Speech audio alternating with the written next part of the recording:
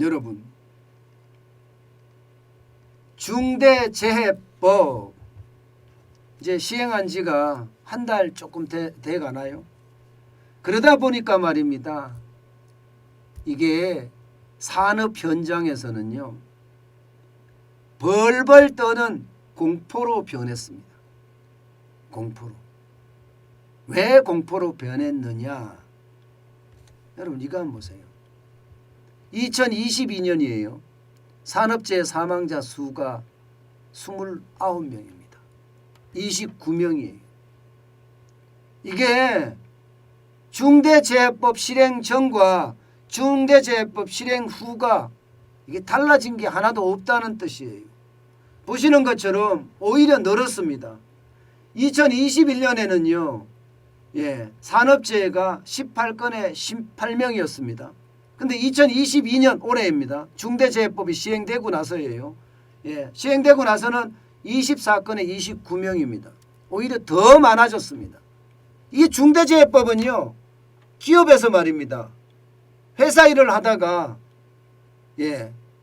이게 뭐 집단으로 다치거나 사망하는 경우에 기업의 안전책임자 여기에다가 기업의 CEO 거기가 고의가 인정될 경우에는요. 구속되는 엄청난 법입니다. 구속이 그냥 단순하게 되는 것이 아니에요. 1년 이상입니다. 무조건 1년 이상. 1년 이상 구속을 시키는 것은요. 이게 웬만한 법은 뭐 3년 미만, 3년 이하, 5년 이하 이렇게 징역이 되지 1년 이상 되는 건 살인죄 다음에 이걸 거예요. 아마. 살인죄 다음에. 그 정도로 중대재해법은요. 무시합니다. 어디 그뿐입니까? 벌금은요. 개인한테는 최대 5억인가요? 개인한테는. 게다가 이게 개인이 아니고 법인한테는요. 또 중대재해법 이 벌금은요.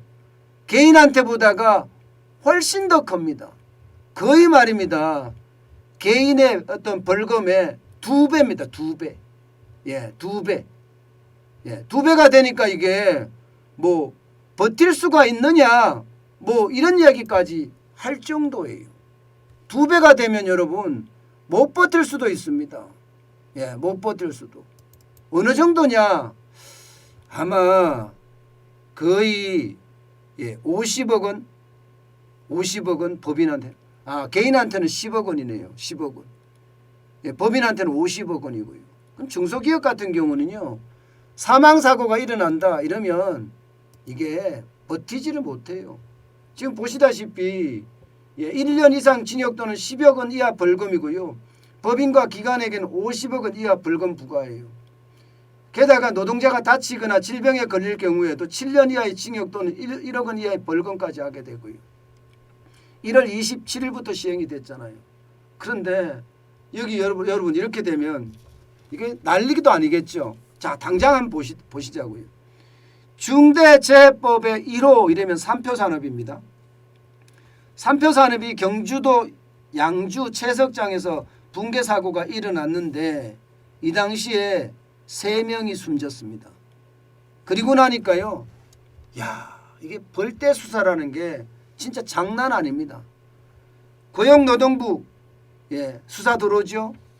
경찰 수사 들어오죠. 소방청 수사 들어오죠. 환경부 수사 들어오죠. 지방자치단체 수사 들어오죠. 그야말로 수사, 조사 이런 것 때문에 말입니다. 일 못해요. 그러니까 기업들은요. 일을 해야 되는데 기업이 그래야지 직원들한테 월급도 주고 기업을 유지시켜 나가잖아요. 일을 못합니다. 조사 때문에. 벌떼 수사에 어떻게 CEO마저도 구속시켜버리는데 이게 무슨 일이 되겠습니까?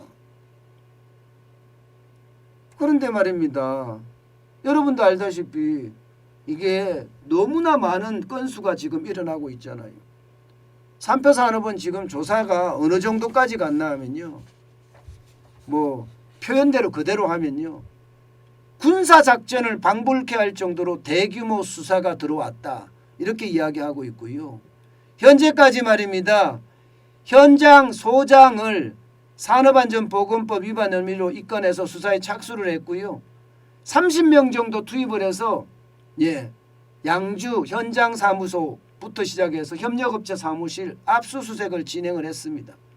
게다가 근로감독관 40명이 거의 삼표산업의 본사까지 압수수색을 했고요.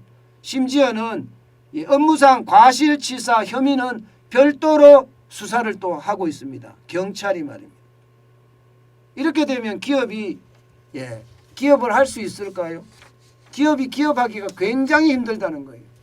삼표산업만 이러냐? 이런 게 아니에요. 삼표산업이 이렇게 됐죠. 요진건설 있잖아요.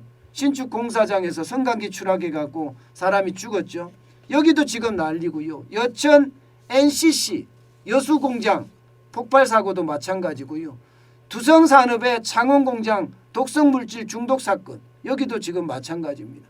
그야말로 조사에 조사 또 조사를 지금 받고 있다는 이야기입니다. 여러분, 산업재해가 일어나서 다치거나 사망한다든가 이거 없어져야죠. 당연히 없어져야 됩니다. 제가 이거를 부정하는 게 아니에요. 기업하는 사람들 입장에서 말입니다. 최대한입니다. 근로자의 안전을 생각을 하고 근로자들에게 심대한 영향을 미치지 않도록 해야 되거든요. 그게 본연의 기업하는 사람들의 저는 업무라고 생각을 해요. 그렇지만 이게 과잉입법이 되잖아요. 과잉입법이 되면 어떻게 할 수 없이 그냥 당할 수밖에 없다는 이야기가 됩니다. 어떻게 할 수 없이. 예를 들어서 말입니다. 이게 과도한 업무 때문에 뇌 심혈관 질환이 났어요. 쉽게 말하면 과로사하는 경우에. 과로사하는 경우도 지금 중대재해에 들어간대요. 중대재해. 버스 타고 회사 버스겠죠. 회사 버스 타고 출퇴근하다가 사고가 나면 이것도 중대재해에 들어간다고 합니다. 사무직 근로자만 있는 사업장 내에 사고가 나도 이것도 중대재해에 들어간다고 해요. 범위도 굉장히 넓어요. 그러다 보니까 여러분 이게 큰 문제가 생길 수도 있습니다. 무슨 문제가 생기느냐. 기업주 입장에서는요. 이제는 뭔가 건강이 조금만 안 좋다 그러면 안 뽑아요. 사람을 아예 안 뽑는다고. 이제는요. 건강에 자신 없는 사람은 취업도 못하게 생겼어요. 취업도. 혈압이 조금만 높으면 취업도 못해요. 이게 심각한 게 여러분. 나이가 40대, 50대, 60대, 70대 이렇게 가잖아요.